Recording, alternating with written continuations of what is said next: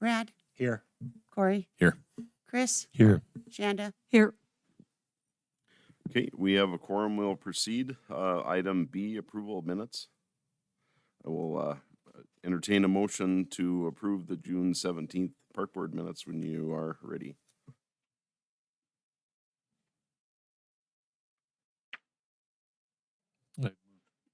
Move to approve as presented.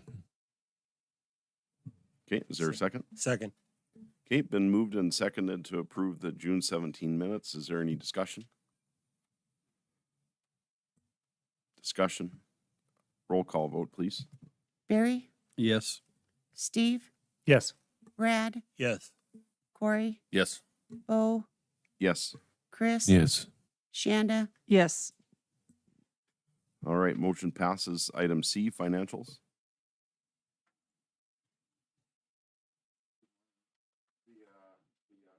It is attached to your packet. If you have any questions specifically, I can address them.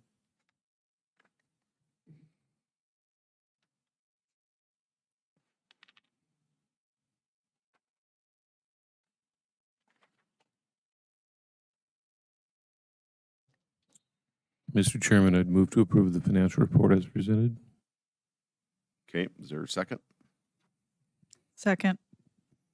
Moved and seconded to approve the June financials. Is there any further discussion? Discussion. Roll call vote, please. Steve, Yes. Brad, Yes. Corey, Yes. Bo, Yes. Chris, Yes. Shanda, Yes. Barry. Yes. Okay, thank you. Motion passes. Move on to, looks like we don't have anything under new business. I do see there's some folks in the crowd that would like to discuss an issue, I'm guessing. So we're going to put you item 3 under park site update, just so you're aware. So discussion items E, Jeremy, go ahead. Minor subdivision. Last week, I was invited to a meeting out at Blacktail with the Blacktail Dam Association's advisory board and a township board member. The township wanted to talk to the association group because there is, this week at planning and zoning, there's going to be a request to put in a minor subdivision. I don't know that we have any action today. I just wanted to give you guys a heads up with what's going on.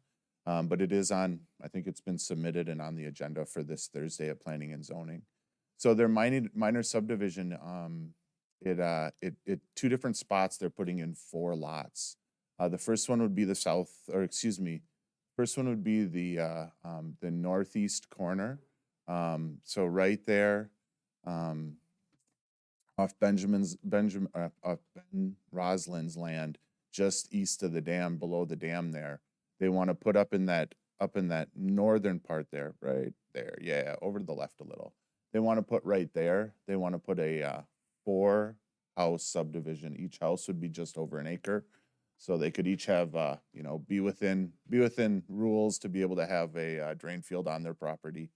I think it's very preliminary, and I think they have some issues with my understanding, but I think it's going to keep moving forward. I think they're going to go to planning and zoning, and they're going to say, well, you need to maybe consider this, this, and this, and then they'll probably come back. So there's that one. Like I said, the big issue with that one right there that I see for them is that it could potentially be on the road owned by Game and Fish. So they want to put a subdivision right there. And then if you go to the south, so behind, south of our shop, we're putting that bypass road, and then you can see the bypass road comes out over there, right about there. And so right where there's that one spot we've talked about before where, again, Ben Roslin owns that section to the south. But Ben actually also owns that part of the road and that little section inside the park. And so in their current plan for this one, south of that road, right in that section, south of that road, he has 3. Yep, right there. So that little piece right there, even though it's inside the road, that is owned by Rosalind. So his proposal has three lots southeast of that road, right in that section right there. Yep. And then one lot inside that park area that he owns right there. Yeah, as far as my concerns, three approaches on that one road right there seems like a lot to me. I mean, also the concern with how many more people do we want out there, but that's another issue. That's not really my decision to make. Like I said, I don't know that we have any action today. I just want to give you guys a heads up that was kind of coming through the. So is there public easement on that road through there? But yes, my There is, understanding okay. yes, yeah. I'm still Because I've got- there looks to me like who owns that other little parcel next to the west of that? that's us. That's our parcel. Yeah, even though that's not green right now, that's our parcel. Yep. It's just that one section. And then if you go and you look, like I said, by the dam on the east side too, you can see the road. The road goes kind of just a tiny little bit into that property there. Yeah. So I think for us, the more addressing thing is making sure we get everything cleaned up with the road. But like I said, that's on the burner going through. Want to give you guys a heads up.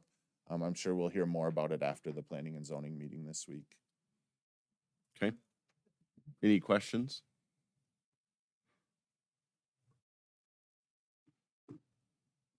I guess one thing I just mentioned to Corey, this may be an unintended consequence of updating and upgrading Blacktail Dam, as there's going to be new development out there, which it may not be all that bad. It would possibly add to the residents of a new community someday.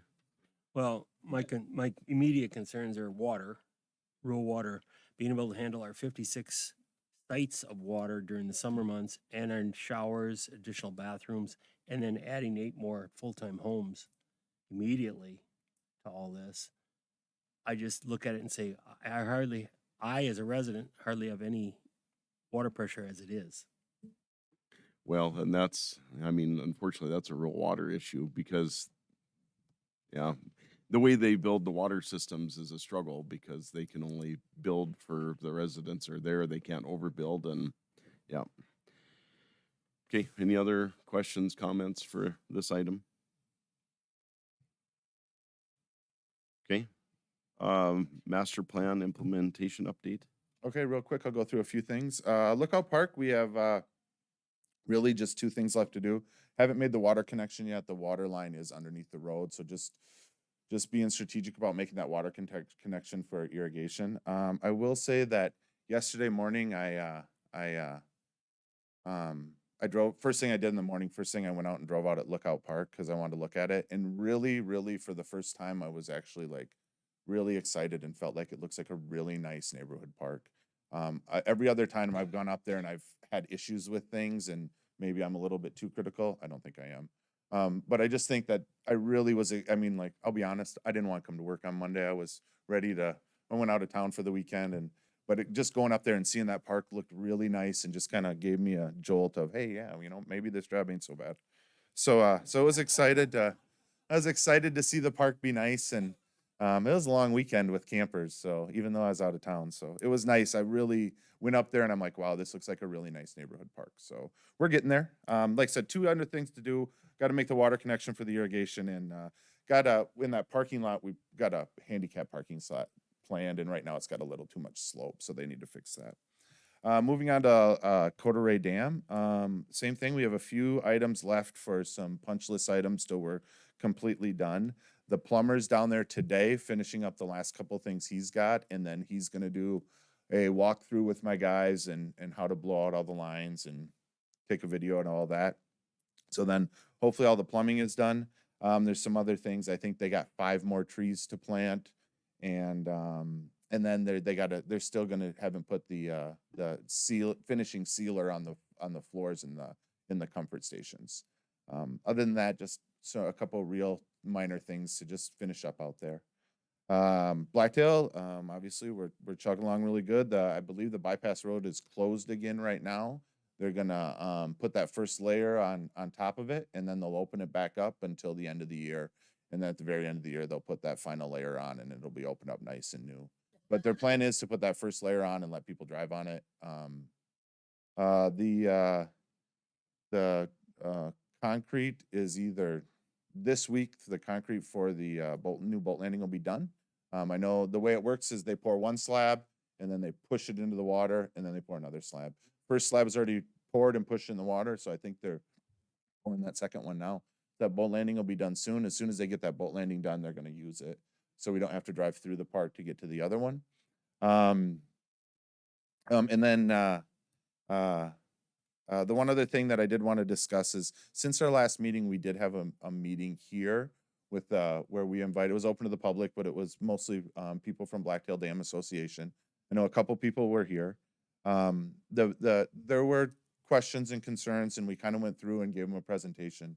The biggest concern was with the design for the beach. And I think the people out there had a lot of really valid concerns. I think it was a good conversation. Currently we have 10 sites out there and it's packed pretty tight. When we originally put our new plan in, the plan was to put 10 sites in there. Couple issues with it. We were really blocking in one resident, the homeowner to the north of the beach. We pretty much almost landlocked him in as far as his access, where he wouldn't be able to access much of his property. And he's already really affected by having the beach right there. So we talked about a couple options in-house, and we've kind of gone on two paths, and I'm looking for some direction today. One path is that we would cut down to probably approximately 5 sites. All of them would be on the 5, maybe 6. All of them would be south of where the beach area is. So that area right there. So we'd eliminate the 2 on the top and then all 3 to the west. So I guess all 5 of the ones on the west. And right now the plan would be just to keep those 5 there. The west side would be all parking. We'd use that just for parking and then that trail access there.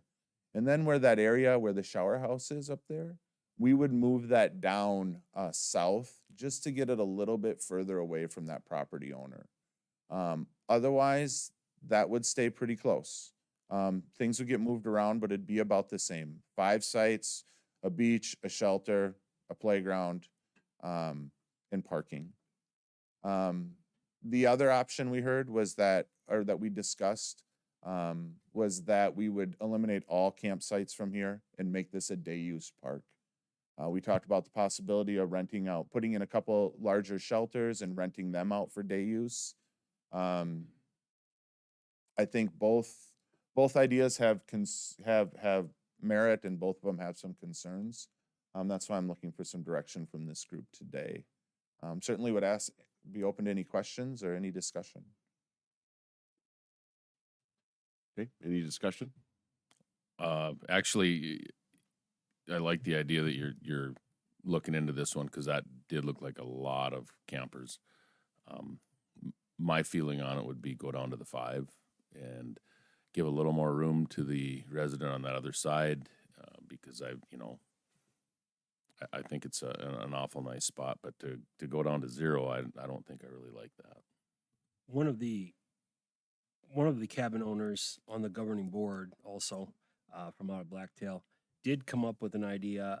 They're having the cabin owners in that peninsula are having an issue with a lot of garbage, a lot of tearing up things with ATVs, racing the circle, so to speak. And he said, why not consider those 5 sites as prized sites and make those a summer site? Someone comes in and basically contracts it for the summer. Then we know who's there, how long they're there, and they have to take care of it. They have to mow that site or they have to do whatever. I'm not sure about the mowing part myself because who wants to drag a mower out there? But I mean, just have some responsibility with one solid renter. Like Little Beaver has it, and we have a seasonal at White Earth Bay this year, and you have to mow around your lot and whatnot, and it's a weed eater is basically what you use. But You just do that on a lottery? Yeah. But Yeah. if you were to go down to 0 and then the larger, what do you call it? A Pavilion or something. pavilion, like how big are you talking? I mean, is it like, you're not gonna have, it's not big enough, you're not gonna have bands. Oh, no, no. Okay. I'm thinking more like small family reunions or birthday parties or things like that. No, nothing more like family events. You'd almost have to limit it to a certain number. For sure. Yep. Yeah. Yeah. I mean, I'm talking like 12 by 20 or, something like that. Not some huge, not looking for hundreds of people, more like in the tens or 20s of people. I kind of like the seasonal use of those sites, so like if we do 5 sites, those are our 5, or how many lottery ones do we? In the past, we've done 5. We've offered up 5, and then a few times we've had 6 people apply, and so we just added another one since it was just one more. Yeah, I mean, I of the concerns that came out the residents, that idea that all of a sudden 3 campers get together and go, and have their site at the beach, and the next thing you know, it's Thursday night, and they're all out and not obnoxious, but they're out and loud, and it's 1 o'clock in the morning, and they're right next to people who it's their homes. So I think it's something. I mean, they bring up valid points. I like the idea of. I've gone back and forth. I sit and think, man, you could do some really nice stuff if you made that just a day use park. But I also worry about if we did that, like, would you really eliminate how much the general public would use it? Traffic. And would it just become more and more just the people that live out in that little area? And that's my one concern about not having campers there. And maybe I'm wrong. I don't know. Maybe I'm wrong. Because I think there's some cool stuff you could do if you made it a day use park. It's a nice little piece of property. Are you looking for a motion from this group of actual decision to do there? I would Okay. prefer that, yes, to make go one route or the other. Would we need to decide if it's gonna be seasonal No, in that motion? Or, I mean, to me, that's something that could be down the road, because I think that discussion, in my mind, as Brad put it, that would be the premium spots. So it's Yep. not gonna be a $1,500 one. You're Right. gonna pay a little more for the premium spot And right it- on the beach. And I think if it's a premium spot, those residents would take a little ownership of it and take care of that area. Yeah. What's the wishes of the board? Well, I would make a motion to drop it to 5 campsites, with parking on the backside like you had explained. I agree. Okay, is there a second? Okay, Second. call that a second. All right. Moved and seconded to adjust the peninsula down to 5 spots, moving the shower house and removing the other RV spots and making them parking. Any further discussion? Discussion? Roll call vote, please.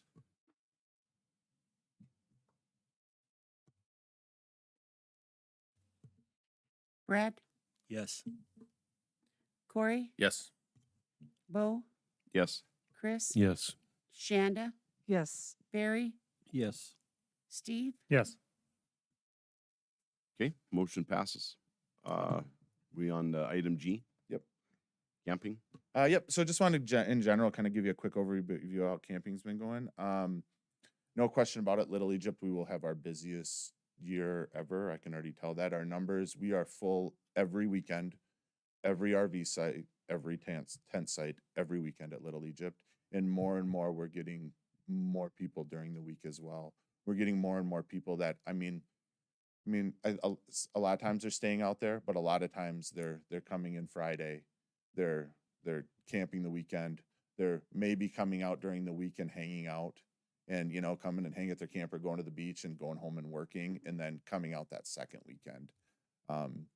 Which ideally we'd like people to that are out there to be camping there all the time. But man, it's getting used. Little Egypt's getting used. Same thing with Epping. Epping is I've never had, and I'm sure a lot of it is that carryover from some lack of sites at Blacktail, but we've never been as full as we are at Epping. Almost every weekend we're full. We usually in the past are full at Epping on the holiday weekends, and then maybe we get full or not, or maybe there's some openings. We're full every weekend at Epping. Every one of the beach spots are full at Blacktail. Our primitive sites at Blacktail are getting used a little bit, not a lot. They were full on 4th of July. But the rest of the year they get used here and there. So there's some overflow where people can go and use them. McGregor's consistently showing the numbers that it has shown. And Coda Ray. Coda Ray is the one that is surprising me. Still getting really, full every weekend, but a lot of availability during the week. More so than the rest, but I think maybe people were just still learning about it a little. We do have everything or almost everything that wasn't already reserved blocked off this week at Coda Ray.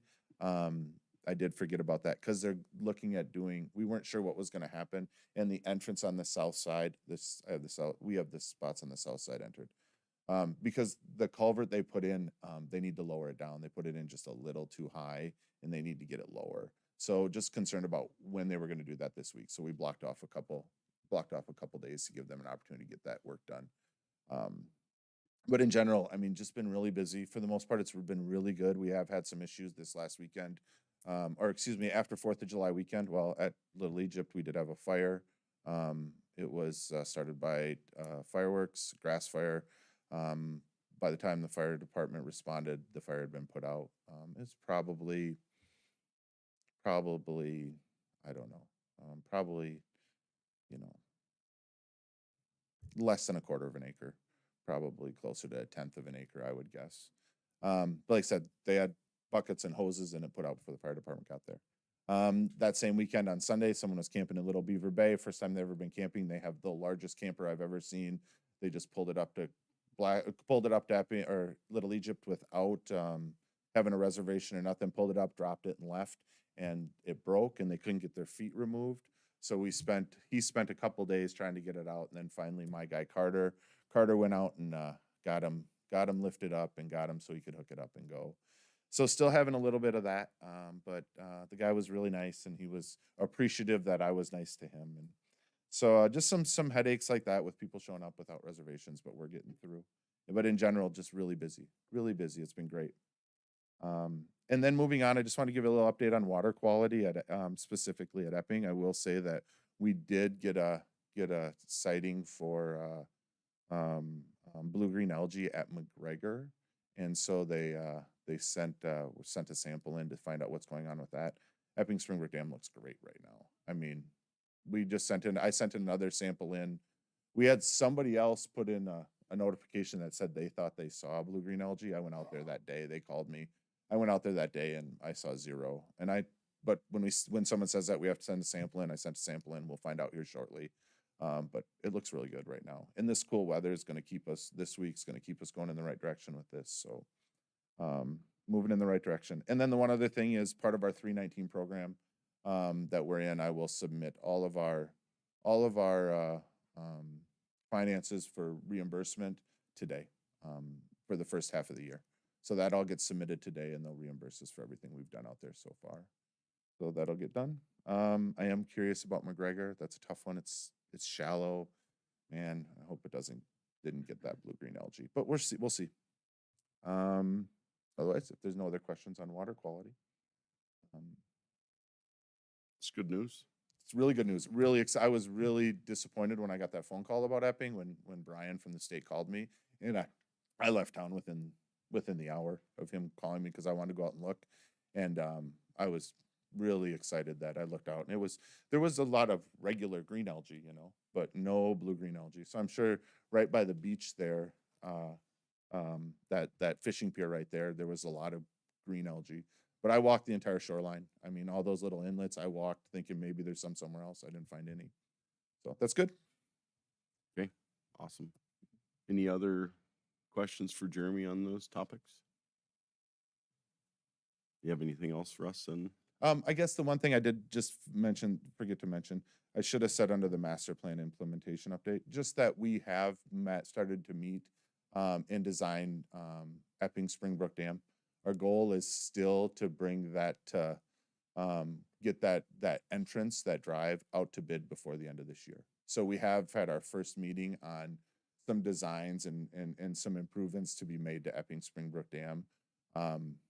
With the idea that maybe we can get it bidded out early this year and maybe even give a construction company an opportunity to start work on that this fall if they wanted to.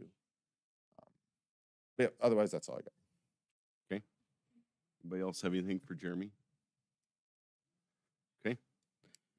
Let's move to new item 3. Mr. Zvolny, you want to approach? Make sure you guys, if you come up to speak, just state your name for the record.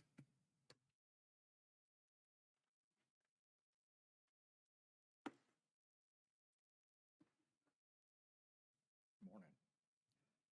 Greg Zabalny, and I've got some of my family here today just to talk about a few concerns out at Blacktail that have been coming up.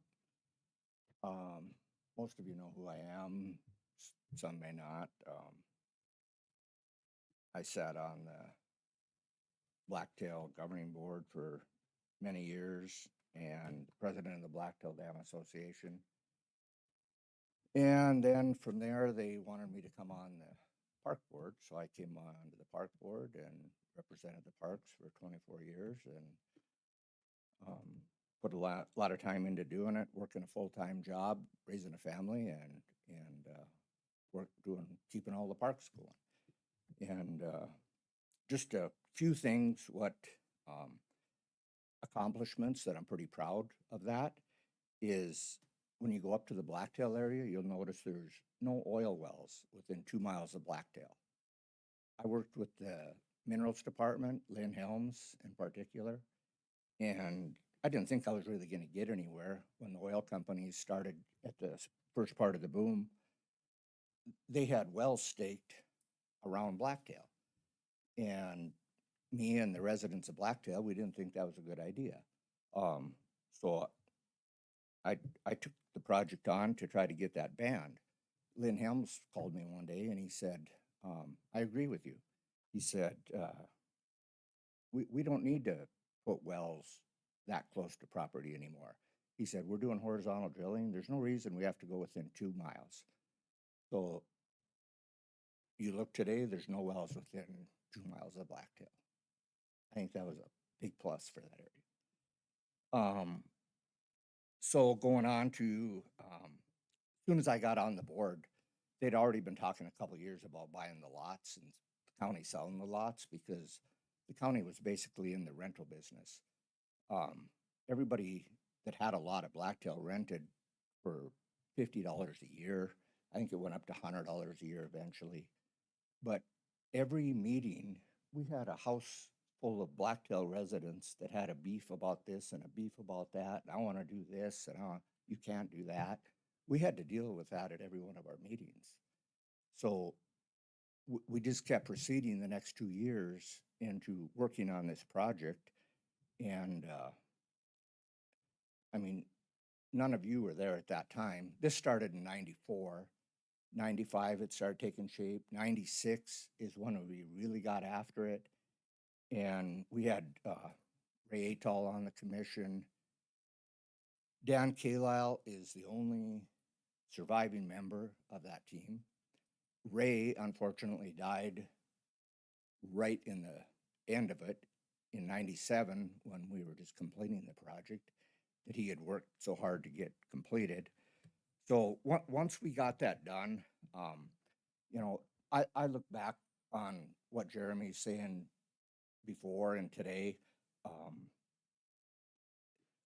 Some of those issues with, like on Roslyn's Road in Game and Fish, if some of that didn't get platted just right, you can blame me if you want.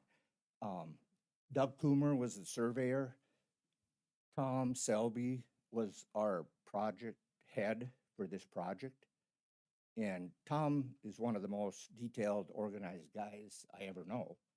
And if we missed a couple spots like that, apologize. The Blacktail Association was pushing us to get it done because people were excited to get out there and own their own property, put up a new house, remodel, whatever they wanted to do. There may have been, in fact, that one on the south side there where that subdivision is potentially going in. I would, if I were you guys, I'd probably look back on that because there could have been an easement agreement with Walter Roslin, who owned the property. Ben is Walter's grandson. And back at that time, there's communication that had taken place with Walter and the board. Tom Selby was the one that had all the communication, mainly going on with that. So some of his records or files or minutes may have that communication in there. That would help eliminate having a house right on the water bank at Blacktail up in the future, if that paperwork is in place. So, Yeah, we'll definitely have to check into that stuff. if you guys have any, I mean, I've mentioned that to Jeremy too, and some of you, if you've got any questions about stuff like that, hey, I'll answer any question you have. I'm not, after 30 years of doing all this, mainly by myself, I just had enough of it. So I just kind of walked away and walked into retirement, and I never would have dreamt that 29 years later, this was going to resurface again. But it did. So now, okay, so we got rid of the rental problems, going to ownership. We put a lot of work into the golf course. I lined up getting donations from people we put frac sand under the greens. Kelly Everson Trucking, he hauled all that frac sand in. We put in, that's when we put in vault toilets and shelters, new electric in the campgrounds, the beach areas. I'd go down to Susag Gravel. He'd go, "What are you doing with the sand?" "I'm going to put it on the beach for the kids." "Oh, I'm not going to send you a bill. Just get out of here." So back then, when I started on the park board, we had a budget of $44,000. That ran 5 parks. I mean, it was basically volunteers, you know. I had to beg from people, go see people, donations. It was a lot of stuff. The shop, the county shop up there in the storage building, that was pretty much my plan. I figured if we could get enough rentals in there, we could pay that whole building off, have a nice heated shop. I figured about a 15 to 17 year payoff on that. It was pretty close. At that time, when I got all the bids and projections for that, we built that whole thing for $140,000. It would be 3 times that today. So in my eyes, that was a very good investment at that time. So, Mr. Zavalny, I'm assuming this is getting to the issue with your lots, right? Is that where we're headed? Yeah. Okay, Yeah. I mean, I appreciate the history. Yeah. There's some folks got to get to a funeral. All right. No, that's So- fine. So yesterday, I met Kent Lotschwager from Game and Fish out there, and we went over the proposed fence out there. And am I a fan of the fence? No, because this is our 59th or 60th year out there, and they've never put up a fence. The corner that goes, do we have that map of, yeah. Yeah, right on that blue shaded area there. That's where the fence, Game and Fish property line, I guess, will go. Back in the day when my parents got that, you know, like everybody has said, there was no real established boundaries at that time, and the Game and Fish was never concerned in the first 30-some years, but now it has become an issue. So on the land transfer,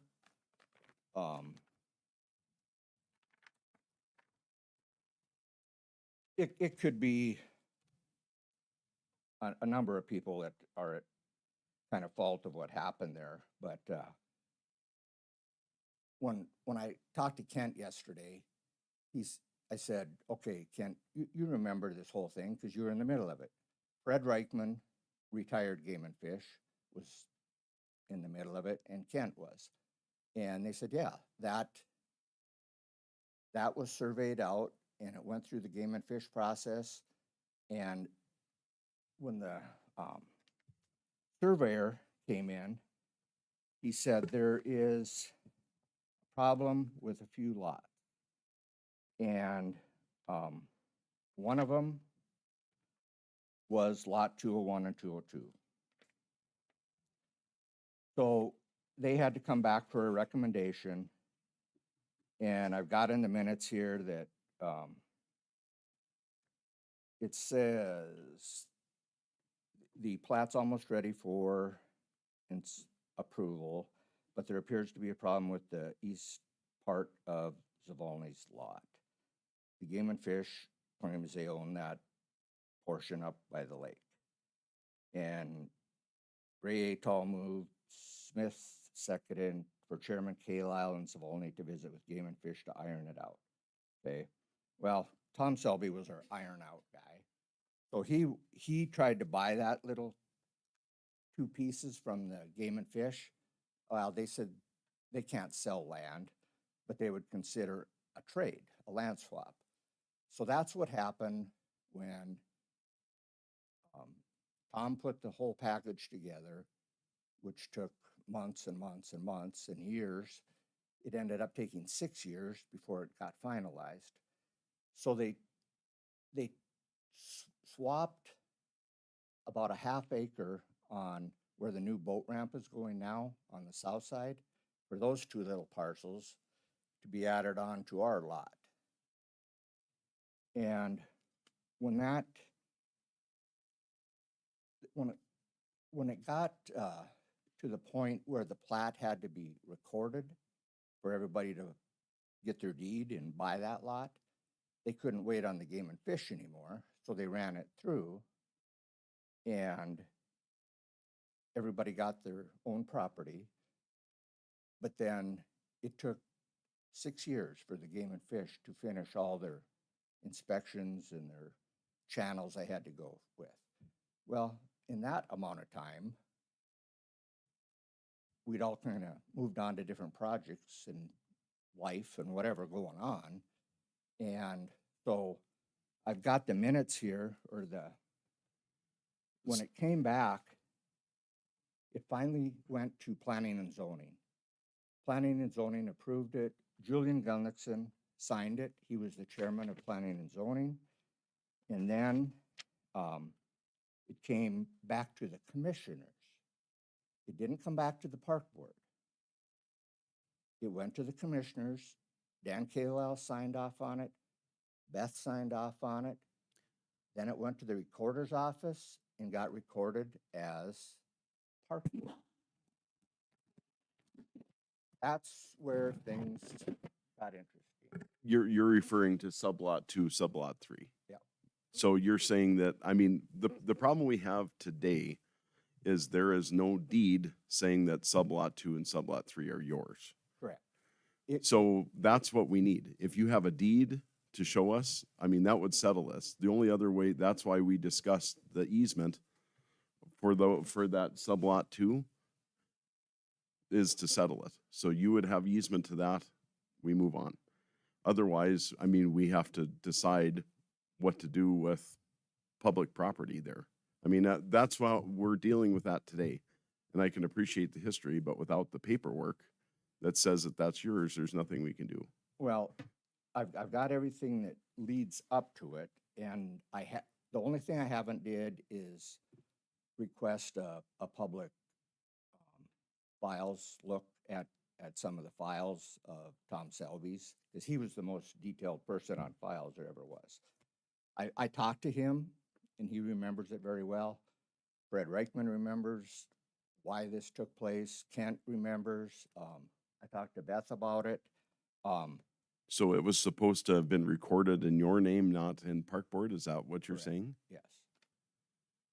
But Yep. in the minutes, was there a motion made for those lots to be Well, recorded in your name? There may be, but I have some minutes, but I don't have those minutes. So Beth and I discussed it, and I said, where is it in the minutes? She said, well, I don't have the minutes anymore, All those files are in the park board office, and there isn't a YouTube video like there is now. And So I've been digging and looking to try to come up with more. We don't have, you know, a 99-year easement. I don't have, object to that, except to the fact that I don't think you can do any improvements or add on building or anything on an easement. So if it comes down to where that's the final decision, I mean, that'll work. But I would like to have a little bit more time to dig into this to find out if there is any more information on the books. Well, and I guess it's up to the board to decide that if they're giving you more time. I'm okay with that. I just appreciate that you came to talk to us about it because up until now, I mean, we've been working on what we've got. Well, Karen, have you guys have studied the minutes? How far do our minutes go back as far as records?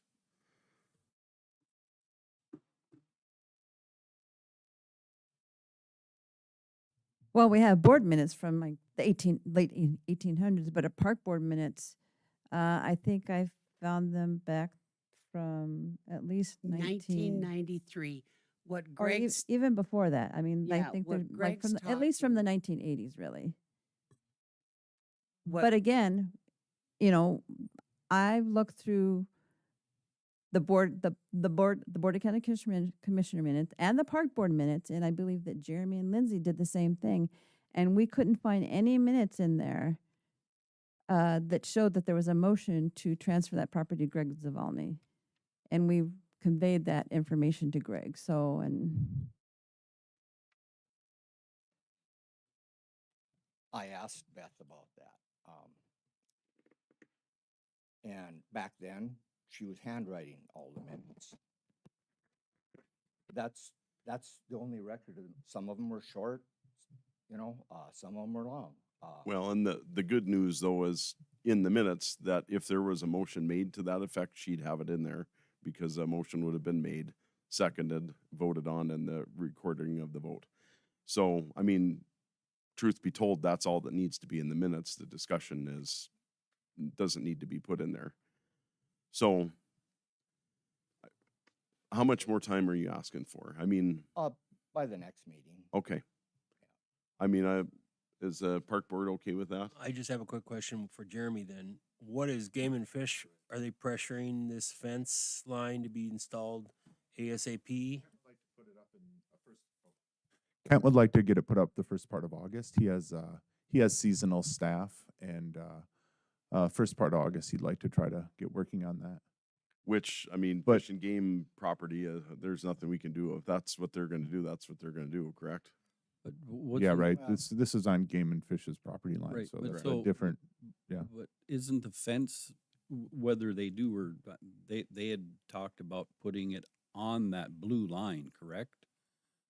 Right, you Yes. know, like on the border of sublot 2, isn't that what they were talking about? Yeah, right. Yeah, So, I mean, it's on there. It's on the Game and Fish property line. Right, so I mean, even if the fence was there, if we can figure out, you know, where or who owns sublot 2, the fence is still gonna be the border of it anyway, so I'm okay with it too myself, as it's went on this long, you know, one more month, you know, till the next meeting. I mean, I don't see it's a Brad, will earth-shaking will thing. you stand up and point to the existing road right there coming into our lots?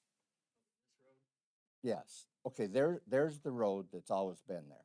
Okay, now hold on a minute. Down below that, okay, see where the dot is on the property line? Right there.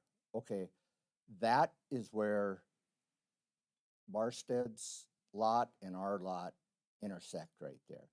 Now you see right below that, the dotted line. Okay, that was the 20-foot access easement that was originally granted to access lot 201 and 202. Okay, right now, that's in Barsted's yard. He's got his trees there. He's got a shed right there. He's got his sprinklers in there underground, and that's in his yard. That poses a problem. He would have to cut all his trees down and move his shed and his sprinklers and his yard if we're gonna drive through there to access that property. So That, how Kent do and I talked about that yesterday. He goes, why did we put that boundary there? Why didn't we move it out to where the original road is? I said, in hindsight, we were in a hurry trying to get stuff done, and that's where it ended up. Well, He said, we could have changed that at that would have been the point in time to do that. See how the blue line just made a square of our lot to line up with Barstead's over there. Okay. Jeremy, were they going to put in a gate on that fence line, Game and Fish, for entrance into Zvolny's? No, they were going to put a gate in for maintenance on the spillway. So Greg, how do you get, I can see where where the road is, but I don't see any, like a a trail, like, is that, do you use that to get to your place? Yeah, where the dirt road ends. Yeah? That's between 202 and 203. The road ends right there. All that's left is just grass right there. There's no road. We just drive on the grass. Okay, well, that's, I like, a lot of times in aerials, you can see, Yeah. tire tracks. I Yeah. didn't know if you parked up there and walked in or what. But the way that's set up, I mean, Barstead's got 25-year-old trees rows right there, and his shed is right on top of that easement. So I guess that's not my problem, but it is what it is. But if that fence goes right there, I don't even have room inside that fence to if I have to try to get through Barstead's yard and take a 40 or 50-degree corner, like pulling my pontoon, there's not even room inside there for me to turn around to get to the garage inside that blue line. So inconvenient? Yes, it is.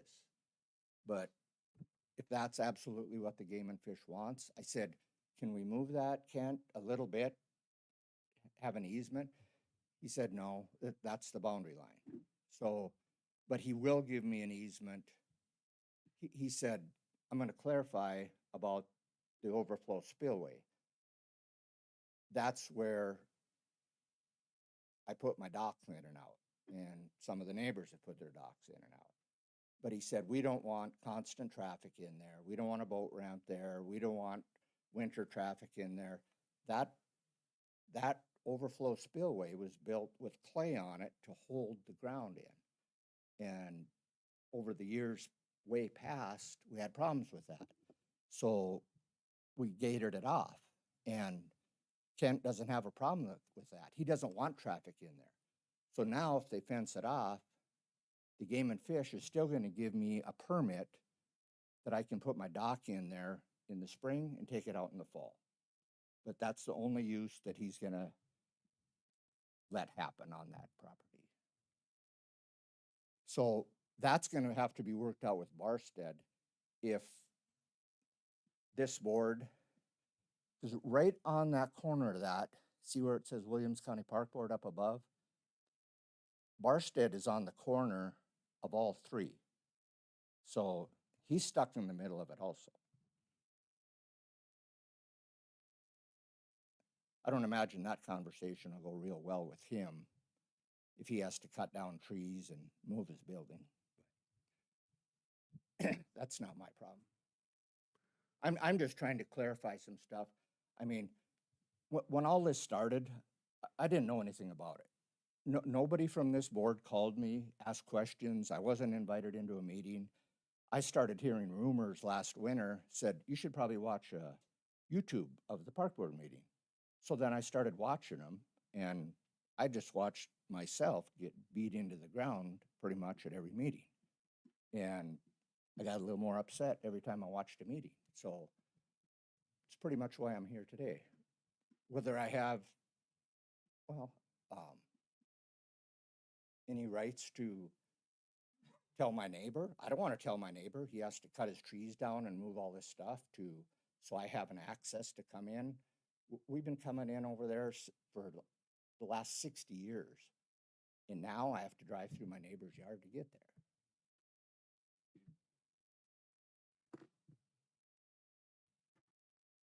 Is there any common sense with the Game and Fish? I mean, would they, I'm asking, I mean, it just seems like a giant pain in the ass to put a fence right there, and it is going to affect not just Greg's access, but then also affect Barstead's. I mean, do they have to put their fence along that line? And the reason I'm asking is, can they still control access by just taking the straight?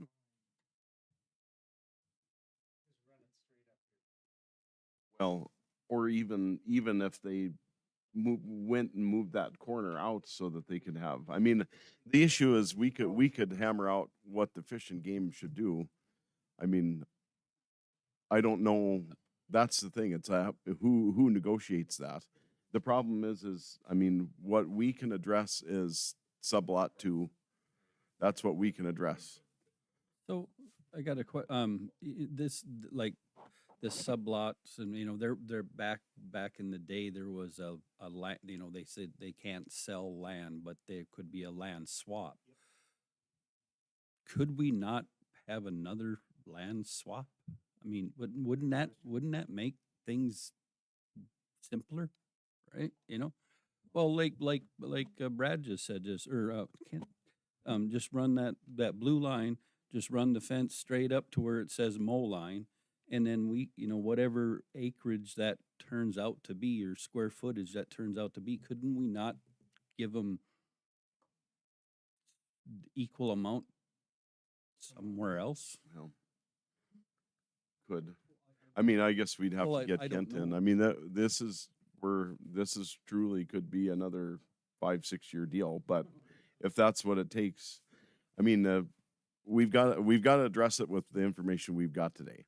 If you want to take more time to dig into the minutes, and I mean, if you can provide us the deed or the minutes that says that this was going to be transferred to your name, we can settle it.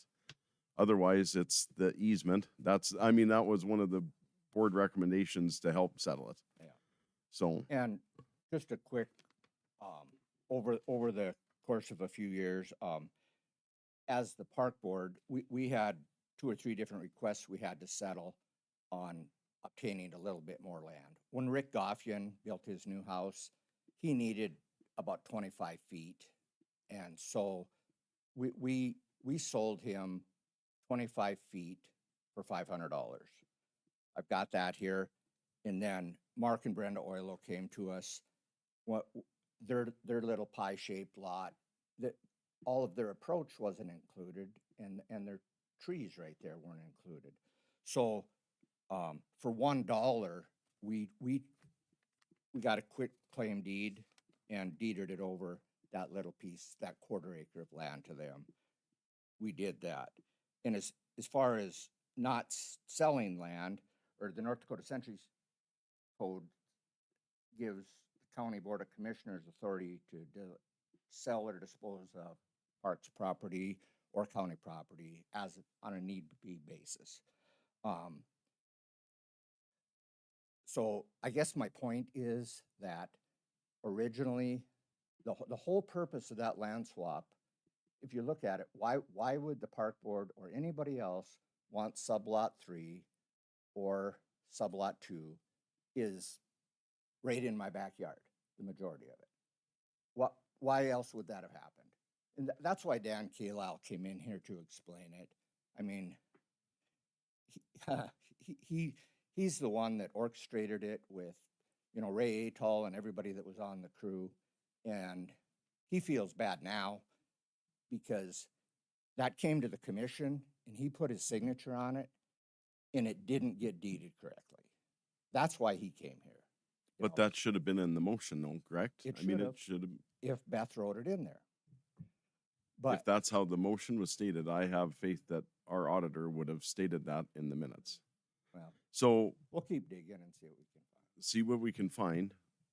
And I mean, we'll have Karen search out any other avenues that we haven't looked at. I mean, we're willing to work with it. We've got to just do it right. Yeah. No, I The problem is a fish and game property. I don't know that there's anything we can do. We could probably bring Kent in and see if there's somehow we could negotiate a spot in there to change the access. But I mean, the feds, oh, I know. their workers are good, but the feds are miserable to deal with. And Jeremy, I applaud him for digging into all this, but I wish he wouldn't have dug into mine. But, the game and fish is like a hibernating bear. You know, all these years, they've been fine. Every once in a while, you got a little something going on, but when you poke them, pretty soon they go, okay, we're done. We're putting up the fence. So that's what I'm up against now. But it does raise more problems. So,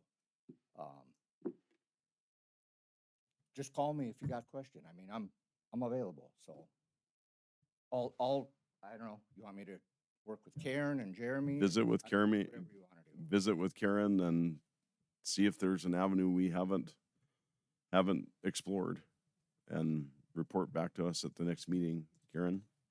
Right. Because I do think, you know, I mean, if the game and fish would be willing to do a land swap, and, you know, we're talking about, you know, what, it'd be less than 0.2 of an acre. I mean, so if they would swap us 0.2 or even if it's a quarter of an acre, we'll give them 2 acres somewhere else. I mean, you know, because by the time we get done dealing with Mr. Barstead and trying to figure out how to get Greg into his place, this seems that if they were open to a land swap, this would make life a lot simpler for everybody. Give them sublot 3. You know, No, I've never said that the park board can't sell the land to Greg. I'm just saying he can't do it without selling it at fair market value, really. And the only way really to determine that is through either a bidding process or an auction, a public auction. I mean, yeah. Well, here's a deed that we turned over that little quarter acre to Mark and Brenda Oilo for $1 because it fit. I mean, it was right in their yard. I mean, it was kind of a another goof up on the surveying part.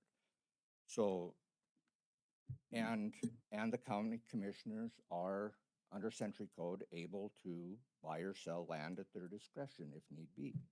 I would agree, but again, it's got to be at fair market value, and I wasn't involved in that transaction that you're talking about with the oil wells. I wasn't around, and had I been around, had I been asked, I would have said the same thing, fair market value.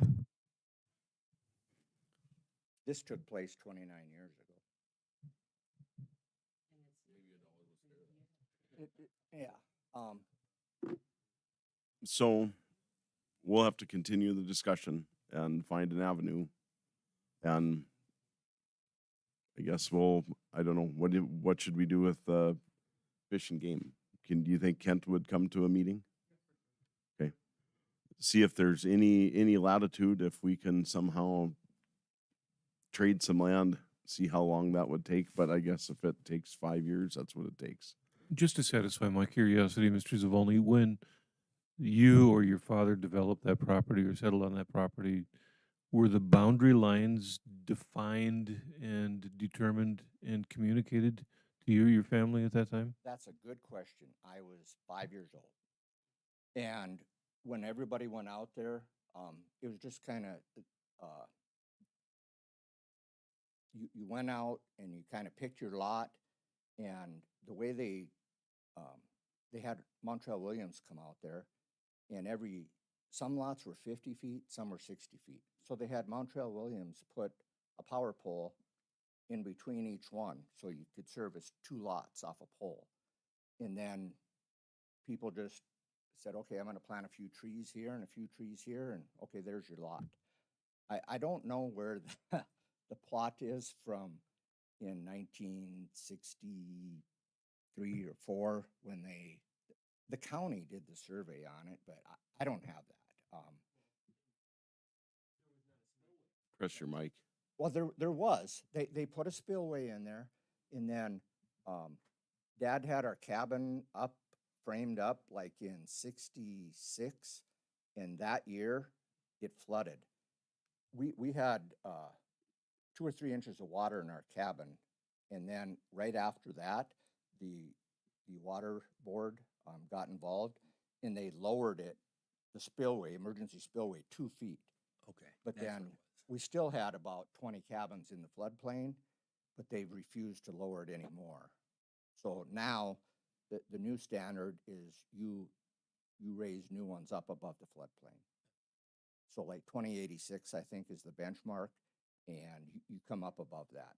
The Game and Fish or the Water Board doesn't want any responsibility for. So what I'm driving at is that then that property was developed under assumptions rather than true factual boundaries.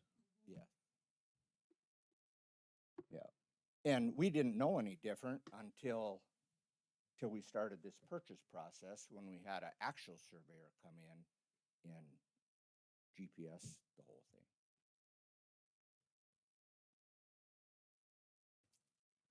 Okay, well, we'll take where are you gonna give Karen documents of those previous deeds or whatever that park board sold land? Yeah. Okay, I mean, let her examine those and then we'll It's move all, forward. it's all, park board material. Yeah. It's all, yeah. So, yeah, we'll dig into it a little more. Okay. All right, thanks. Thanks for your time.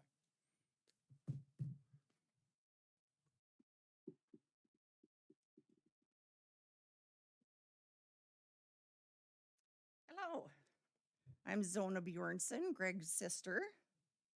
I also own sublot, or 201 and 202. I don't believe I've been addressed at all by anybody. I don't know if that makes a difference. But if you go back into your taxes, you'll find my name on the lots also. Do you guys have my name down anywhere? As Well, it's owner? a public record then. Karen's I would- nodding I her would head, think so, so. yeah. But yes, it is? Okay. I haven't been addressed. I haven't had any letters. Of all of the happening. It's been just sent to my brother Oh, from Game and Fish. from Game and Fish, correct? So do they understand that there's 2 of us here, or? Yes, thank you. Okay. They should. So everything that Greg stated is true. He has worked very hard on the whole park system for the county. And I just appreciate your help in all of this. Like you say, we don't have a road there. We never have. We have mowed and taken care of all of the property that's in the green line our whole entire lives. And now the Game and Fish says we can continue to do that. We're doing that for a fire break, basically. Blacktail Dam does not have a fire department anymore. So we will continue. He's going to give us some kind of permit, yes, so that we can go back through the fence and continue mowing that area. Any other questions for me? I just wanted to let you know how things sit out there, and we will continue to take care of our property, but yeah, we can't climb a fence to get into our properties. So I appreciate everything that you guys are going to keep working for. So thank you very much. It would you. probably be a good idea to make sure we can get Kent here from Game and Fish. If you don't meet with him He prior was very to. kind yesterday. Yeah. Yes, very truthful. Okay.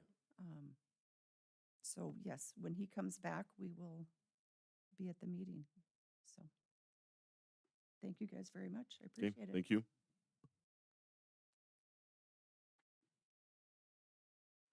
Okay. Anything else for the good of the order? Okay, seeing none, we will stand as adjourned at 10:10.